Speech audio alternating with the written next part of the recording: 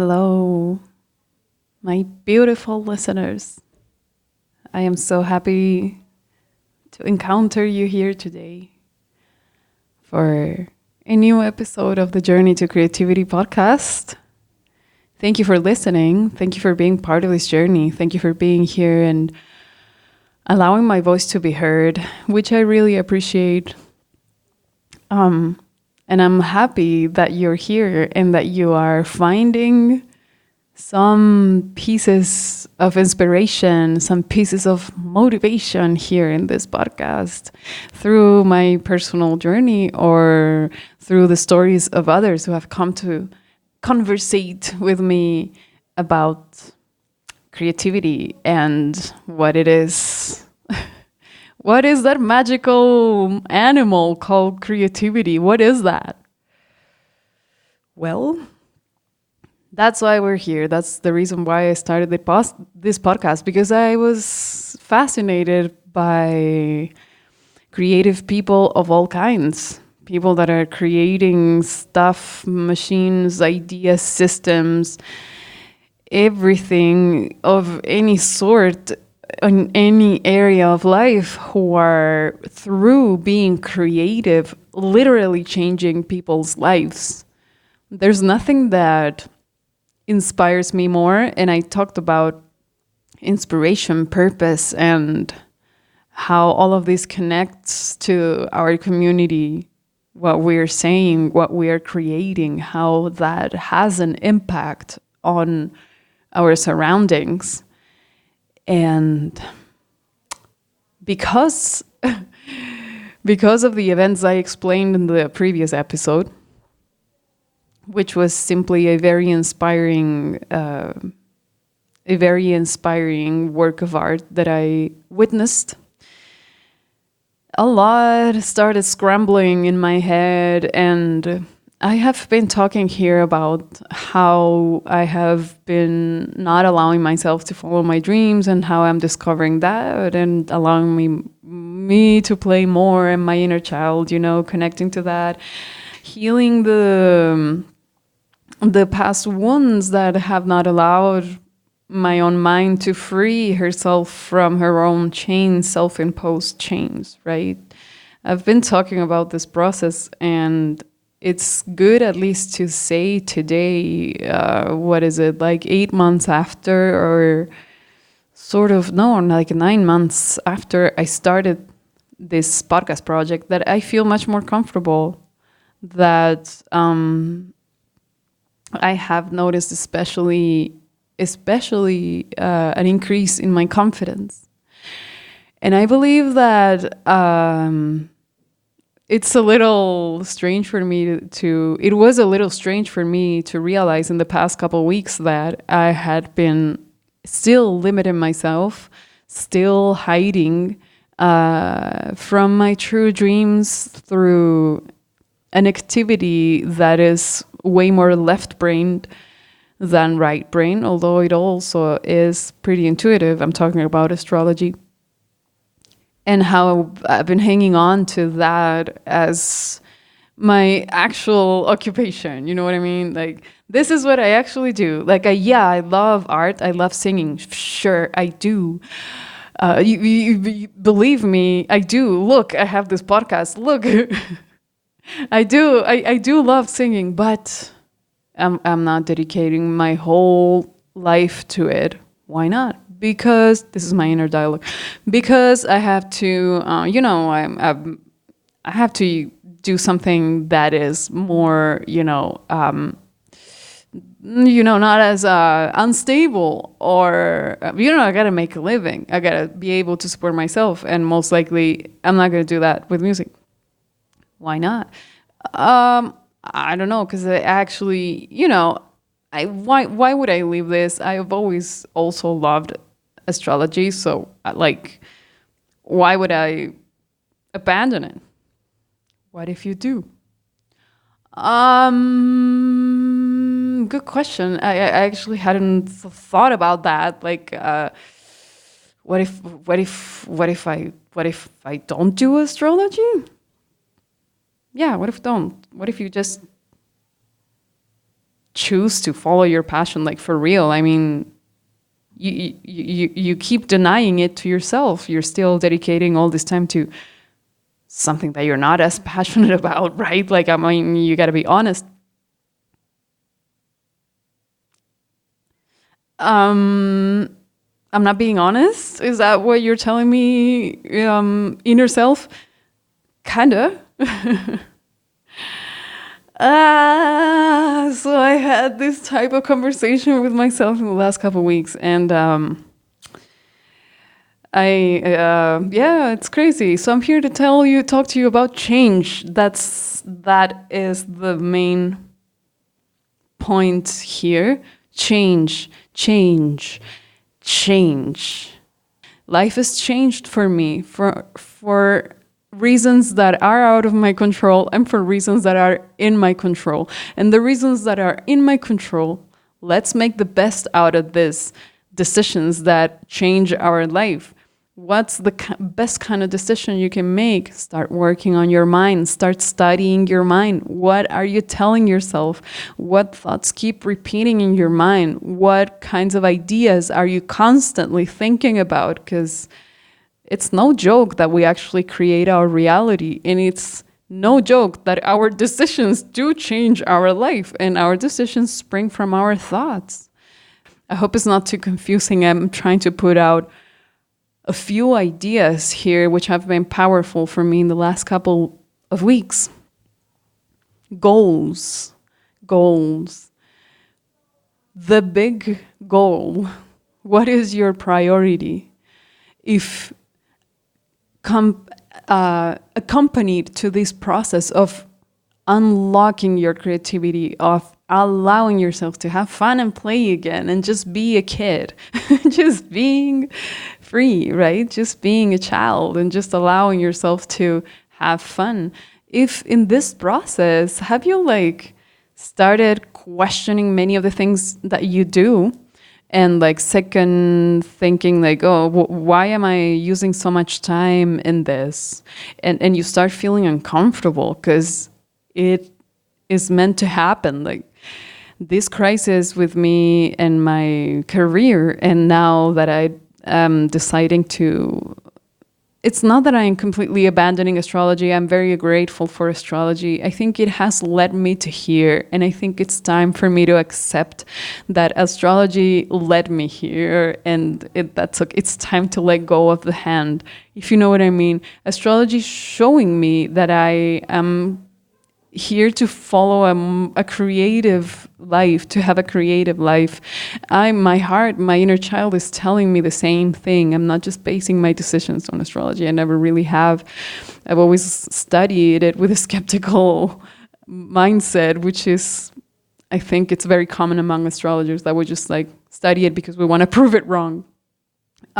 But I'm grateful for that, and I have to admit that even though it's something that I am passionate about in the sense of it helping me find myself and how I can help others also find themselves through it, because it's a very accurate personality reading, basically. It's not my path in life. It's just not mine, and it's fine. And I am in the process of understanding that it is okay. And I am in the process of seeing that this is a very powerful tool that I can combine with my creative endeavors, that I can actually still help creative people find themselves through astrology as well, but it not being the main thing. Because when I started writing, I've been doing this for the last week, prioritizing my goals. So writing down every single thing that I want and then prioritizing them. Say I write 30 something, prioritizing them in 3 groups. And of the main group, the first priority group, the A group, select the one thing that is most important so your mind can focus on only one thing. Because I really understand that as creatives, our minds are all over the place and we have so many ideas. Once you stop once you start letting that creative energy flow, holy, you just like have so many ideas, and everything is a good idea, and you want to do all these things. But this is just like a relationship. Like when I'm getting married, right? I'm getting married with this person. I'm getting married with Tim because I know that even though we have our differences, we are capable of growing together forever. We are capable of loving each other. We have decided to love each other as we are, and we are willing to go through the waves, through the changes, and accept our wrongs and grow and acquire certain disciplines so that we are able to respect and love the other how they deserve. So it's exactly the same with what you choose to be your passion. It has to be like that. And it is just like a relationship with someone, because there is an in love phase, right? Where everything is beautiful. And when you sing karaoke and it sounds amazing, you sing in the shower and it sounds amazing, and you're like, oh, this is wonderful, I can sing. And we have all these misconceptions, we have all these fantasies, and we see everything in a rose colored, and we think everything is wonderful and it's gonna be like that forever. But when you actually love a craft, then you dedicate to it, and you're willing to put in a lot of work in it, and you're willing to commit to your life. You're willing to commit your life. It's your lifetime that we're talking about here. So it's literally your HP. If anybody out there is a gamer, it's literally your life bar, like, or your little hearts in video game language. It's your life. So what are you going to use it in? And this is so critical. We tend to want to close our eyes to this, but the closer you get to, in your mind, to the idea of death, of like, this will be over one day, and I'm gonna look back, and then what, right? My time will run out.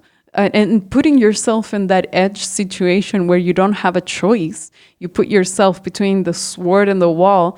And so what do you choose? What do you choose? Is this it? If it's not a complete, it's like when think about a relationship, exactly like that. Is this the person? And do I see myself with this person for the rest of my life? Do I? If there is a yes in there, okay, then you know it, and you're obviously not lost. But if you're not sure, then just allow yourself to keep exploring. If that is not the thing if it's not convincing enough inside of you, allow yourself to keep flowing. Allow yourself to keep flowing. It's fine to change. We change. Life is change. We are in the season of change right now, where the leaves of the trees are falling down and the snow is starting to cover the trees here in Alberta. And so many leaves fell down prematurely, so many green leaves on the snow. However, that's just how it is. Sometimes change comes unexpectedly before we expected it to come. Sometimes life will surprise us, Keep that in mind, because that will help you. Having this like about to die mentality it's not tragic, it's not depressive, it's not, it actually is a very positive, creative mindset. Bob Proctor, one of the speakers in the famous movie of The Secret about the law of attraction, Bob Proctor is huge in the self-development industry. He's one of the biggest mentors in this growing industry of self-development. And he says that insatisfaction is a creative state. It's a healthy creative state of mind when you're not satisfied. So if the thing you're choosing to do right now, if you're feeling passionate about it, and if you're feeling like you can commit your lifetime to it, cool, you're doing great. Keep it up and keep going, and don't ever stop, and keep taking risks and keep trying. And because the creative process is messy, it's so messy. And if you're not, then allow yourself to be in this state of flow. And even if you are sure of what you're doing, because you might reach a better state with it if you stay in a state of flow, of constant adaptation. Nature, the trees, don't mind if the snow came in too soon and threw down their green leaves. They don't mind. They just accept it. It's like, oh, all right, here comes the snow. Nature never resists. They don't resist. And they accept that death of the summer as a part of the natural cycle, and it's necessary. We are so disconnected from nature that we just don't take this as natural. We think of death as something tragic, but that just numbs you in the end. So allow yourself to flow, allow yourself to change, allow yourself, permit it. You don't have to commit to one career, one degree, one job, it is important that you choose the one thing, your actual passion that actually moves you, and you have this desire for it. And and that is what I was so scared of doing. And I am like just admitting it here. I was very afraid of, because I became very passionate about this podcast, and I've been dedicating a lot of time to it, and mind space as well. So the whole creativity thing became my focus now. And well, my passion for singing is growing and growing. The more I practice it, the more I do things, the more I jam, the more I go to Cypher Club and rap, and freestyle, something so new to me. And I'm becoming increasingly fascinated by the way that I feel when I'm singing and all the benefits I get from this. It's starting to become addictive, and I wasn't even thinking about astrology anymore, and I was feeling like this weight of keeping up with my social media, keeping up with the projects that I myself decided to do. And then I realized, Bob Proctor comes and tells me, if you're not passionate enough about that goal, just dump it now, because you're going to leave it anyway halfway. So choose well, make a list of priorities. As a last idea, I would just want to talk to you a little about the idea of this state of flow that I was telling you about, and the idea of relaxation as a constant, as a lifestyle. I've been very impressed by the fact that lately I've discovered how different I sound when I'm singing relaxed, when I am focusing in only relaxing, like just relaxing. Like the more relaxed, the more relaxed. Like that's why I think I've been enjoying it so much, because I'm like, I get high kind of like just from singing, and it's real. It actually produces endorphins and dopamine, and reduces the stress hormones in the body, and it has all these health benefits. And well, maybe that's why I'm becoming addicted to it. But relaxation seems to be at the center of everything. This state of nature that is constantly just softly moving, not reacting, simply responding in a natural way, just flowing with the wind, flowing with the rain, going with the river, allowing the season, not fighting against it, allowing the heat, allowing the cold, not even allowing it, just being, just accepting everything.